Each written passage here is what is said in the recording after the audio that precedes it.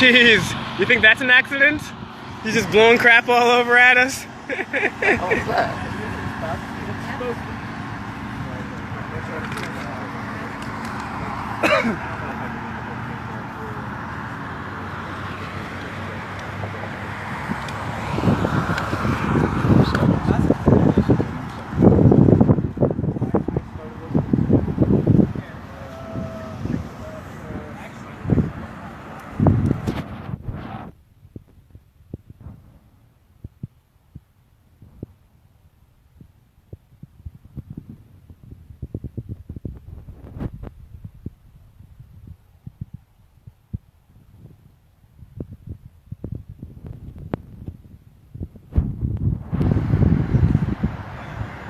So again, we're live. This is Will Turbot for Demand the Truth. Broadcast Mondays at 7 p.m. on 990wbob.com. You can click listen live there. Check our past casts under the category Demand the Truth. See what the show's about. And we're here live.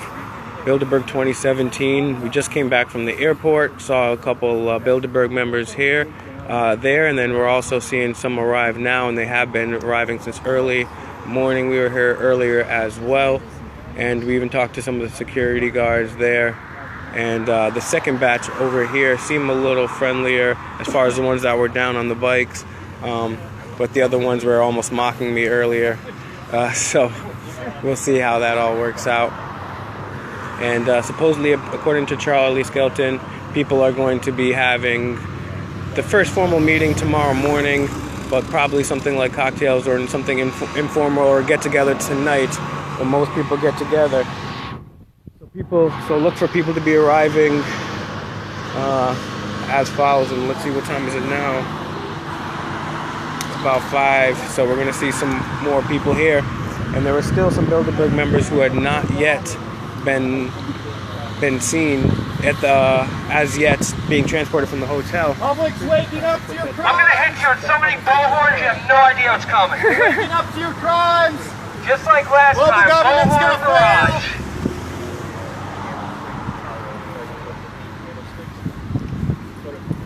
So, like I said, this is an illegal meeting. It violates state and federal law, not only just the Logan Act, but also Terry McAfee, who is the governor of Virginia, is meeting here, and that is not only just against the Constitution and the Logan Act, but it's also public officials are not allowed to meet in secret and discuss policy. And Bilderberg members have admitted several, not only in public speeches, in their books, that they are discussing and planning public policy. This is an illegal event that is occurring right now.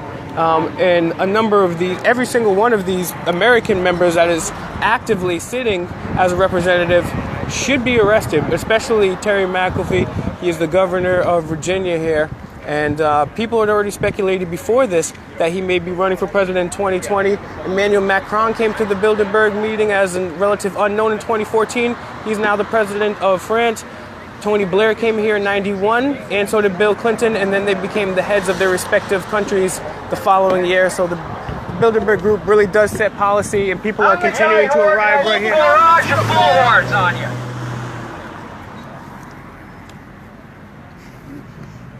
We have Gabriel Brown over there, bullhorning these guys down. I'm surprised that there's not more people here.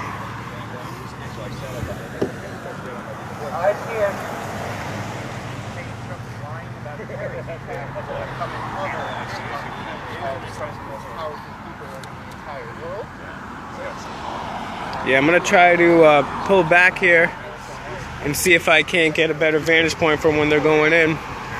And also, I'll be doing separate videos live on my Facebook, Will Turbot, Turbitt. Find me there, follow me there, add me as a friend, I'll add you back. I'll be doing some live videos there as well.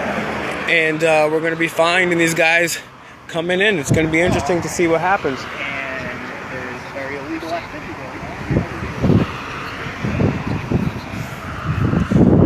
going on. I'm actually very surprised at the still lack of people that are here. Security is pretty lax. they're not agitated. They realize we're just yelling and talking at these people and protesting, and they realize, unfortunately, that there's not a large number of us. And that's probably amongst the most disappointing things. We've had higher turnouts, as I mentioned before, in past years. So in the United States, when people I thought were politically becoming awake, you see a very low turnout here at Bilderberg. Let's see, I got 1, 2, 3, including myself, 4, 5, 6, 7, 8, 9, 10, 11, 12, 13, 14, 15, 16. About 16 people you have here. 16 people against 120, and I'll say 17, 18, 19. Hey, David Knight. Hey, how you doing? Pleasure to meet you, man. I think you do some very good work, and I think that the way you represent yourself is very well spoken. And I'll tell you what, I've been studying this information for quite a long time, and the way you put things, very simply put, just like, that makes a lot of sense. And it's a great way to convey it to another person. So I appreciate what you do, and I'm glad that you guys are down here. Hey, how's it going, guys? Appreciate it. Yeah, awesome, man. Owen, Will, nice to meet you, man. Nice to meet you. Nice to meet you. This is crazy, man. I'm just. So what you been seeing so far? Well, I was here earlier today, and we saw only a few people coming in, and then we went to the airport right now, and I caught a couple Bilderbergers there on their way in. It was interesting too, because the people that were for the Bilderberg group had these blue, purple signs that said BM, right? And there were people waiting there. Some of them were coming in private flights, you know what I'm saying? But some people were just coming in the regular terminals with the signs, people waiting their BM, and those people walked them to a row of black Cadillacs and Suburbans, and they'd walk them outside. So I caught a couple of them on film. Then there was one guy waiting for his baggage after the fact. I caught him on film. I was like, hey, I just want to say I really admire what you do, trying to pretend like, hey, I'm cool with you. And he was like, I don't think you know who I am. And I say, yeah, actually, you're a member of the Bilderberg group, aren't you? You guys are the foremost thinkers on human thought. I really appreciate what you do, you know? And the security guy's like, oh, he doesn't. And I was like, what, he doesn't talk, you know? And so they kind of pushed me away. I prodded a little further. And then after that, we went down where there's like a little tunnel, and then you go where there's a private area where private flights are landing, right? I go in there, right? I just walk in regular.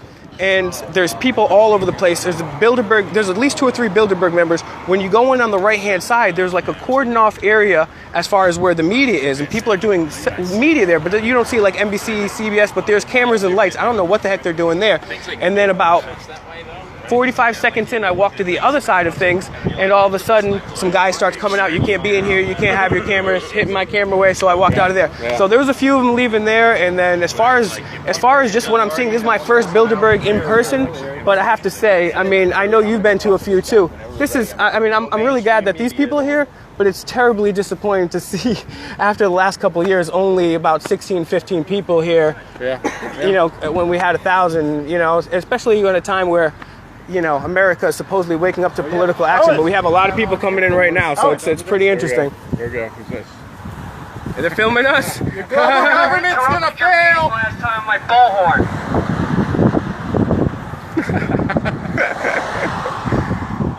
Oh man, that's funny. This is more of the typical things.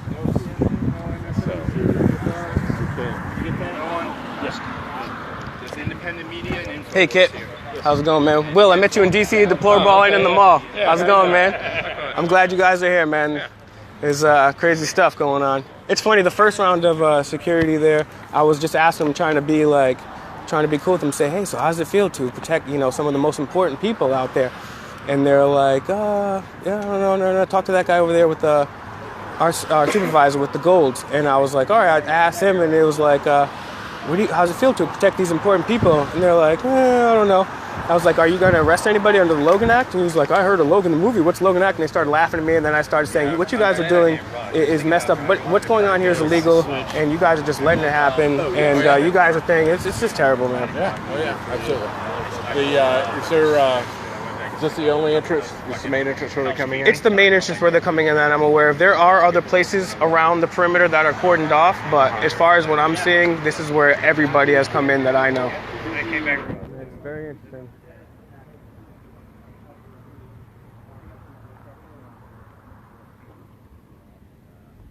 independent media is always on the scene.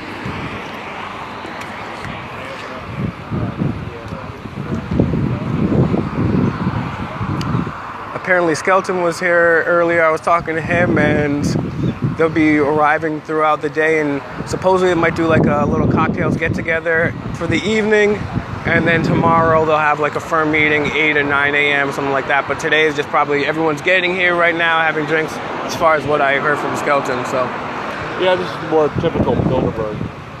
In Copenhagen, we were just right across the street from everybody, and we could see them getting in and out of limousines and coming out to jog. The Danish police are a lot more chilled about everything than you're going to find in America or in Germany. yeah. But yeah, I think we've probably got the more authoritarian police now than Germany. What do you attribute the lack of American turnout, or maybe it's just because it's the weekend or something? I mean, it's not the weekend yet. The really but big one was 2013, and that was because there were a lot of people that followed it in the UK, and you had Alex show up, and you had David Icke show up. Also at the same time, and they organized a big festival, the people in the UK. So there were a lot of people in the UK that were aware and were organizing it. And it just kind of synergistically came together. You had a lot of people that were very well known that were going to be there in addition to the festival that they organized. And so that was really big. But the very next year at Copenhagen, it was really pretty small. It wasn't as small as this, but they had set out, they thought there was going to be a big crowd, so they'd set up, it was right in the middle of town, and it was just a 4-lane highway between where we were and where the hotel was. And everybody, they had a large fenced-in area where people would show up, and nobody showed up. So I mean, it really looked like a total flop from our side, because nobody at all showed up. But a lot of the people that came up to us that were Danish said that they were afraid to show up because their jobs come from the government. I can imagine. Very difficult for them if they get caught on camera. A guy calls me over and says, so we're talking behind some pillars, and he goes, we really support what you guys are doing, but we can't really get on camera here. It's a very dangerous thing for our future and all this other kind of stuff. It's like, well, but people didn't come across from England to do it that year. No, exactly. Because there wasn't any organized, any kind of organized events. So what do you make of McMaster being here and a couple other aides? What do you think about that? Yeah, what's that? Wilbur Ross. Yeah. Liddell is here, and Shadlow is here. So there's several people from the Trump administration, but at the same, it's hard to read Trump, isn't it? It really is, because I thought this is my brother Matt, by the way, David. Hi, love you, man. One of the best. Thank you. And we're having this discussion last year. We're like, all right, we'll know during the debates if he's real, because he won't pull any punches. You know what I'm saying? And he did say some good things. And then we're like, oh, we'll know by the election if he's real, or we'll know afterwards. And he's done some good stuff, and he's done some other stuff. And at this point, how are we still guessing? Like, but the thing is, so he's got 4 people from here coming here, and they're like the most establishment globalists of warmongers, and but at the same time he's pulling out of the same time simultaneously. So what the they're hell is going on? The 4 that are here are CFR people, and so they probably got invited, and maybe he didn't tell them that they couldn't come, or they didn't ask. I don't know what the deal is,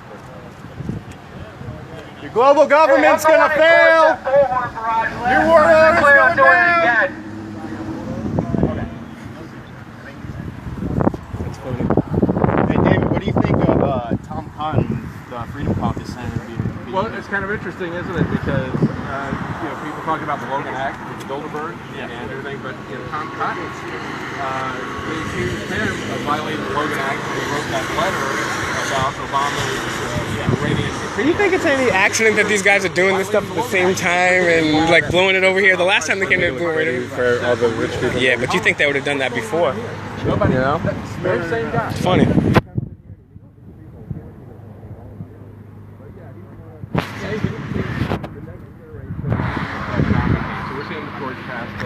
Well, I got these people dying off like David Rockefeller and those big dudes. You got the people coming up like Tom Cotton. Yeah. No, hold this one second. I know it. What's up? No, you want to come for one second? Either way, or that way or that way. You can get the film again.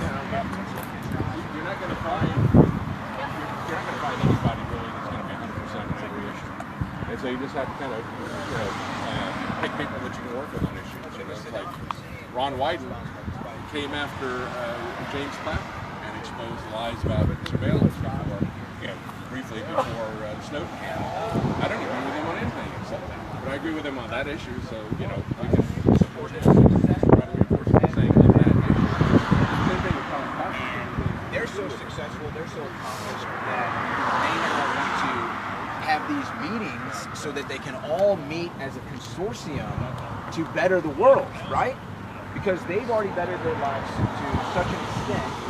They've got all the wealth, they've got all the power. So they come and have this meeting every year, this shadow government meeting, which they used to deny exists, but they have this meeting to, quote unquote, better the world, to use their experience, their financial leverage, their political leverage, all of this stuff that they have as a conglomerate to try to better the world. But if they're really here to better the world, why do they do it behind closed doors? Hey, I'm here with the bullhorn. I'm here to cause your meeting to be disrupted, like last time. That's my view. I'm going to disrupt your meeting like I did last time. I'm the guy who did it. So that's what I'm saying, though. Why we shouldn't be out here feeling like we have to disrupt their meetings. We should be witnessing this. They should be broadcasting it. They should be broadcasting this online. They should be broadcasting it on Facebook. They should be doing this live, recorded, to see what they're discussing, for people to see what they view the real world issues are. But that's not what they're doing, is it?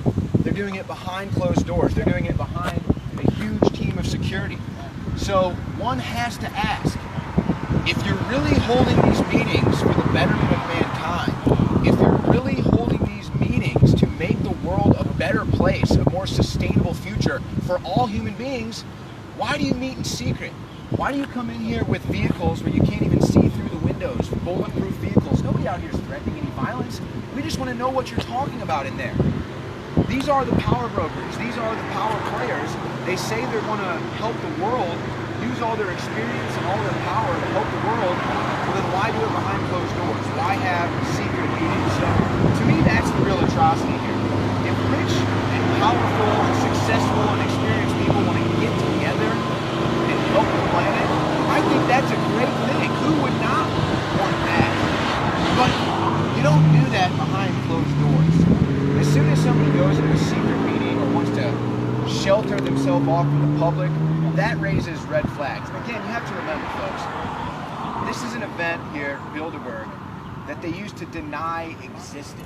They used to say you are a conspiracy theorist if you even suggested that there was a secret meeting of world elites planning a shadow world government. You were a conspiracy theorist if you said that.